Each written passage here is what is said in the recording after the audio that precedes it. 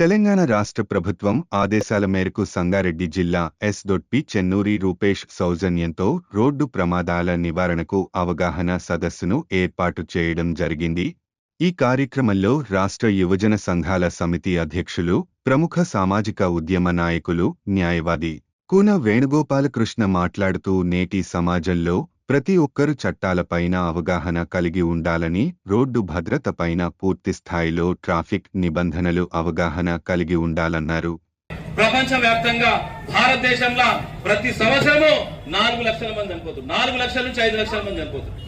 2023లో చాలా బాధాకరమైన విషయం. ఎందుకంటే చిన్నారులకు అందరూ అనుకుంటారు ఏం వేను కునవేను, చిన్నారులకు చెప్తావు, పిల్లలకు చెప్తావు అనేటువంటి దాని మీద నన్ను తిట్టుకున్నా కానీ ఒక చేతి విషయం చెప్తే ఏంటంటే మొన్న నాకు తెలిసిన 2023లో జరిగినటువంటి 23 నుంచి 24 జరిగినటువంటి 300 మంది అమాయకమైనటువంటి విద్యార్థులు చనిపోతారు.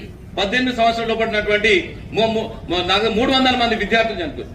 300 మంది విద్యార్థులు చనిపోతే 1075 మంది నాగదేశం మటుకు క్షతగాతులు లేదు, అంటే గాయాలు పాలైనటువంటి పరిస్థితి.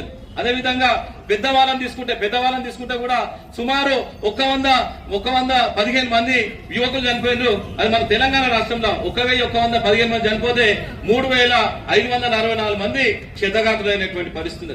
మొత్తం భారతదేశం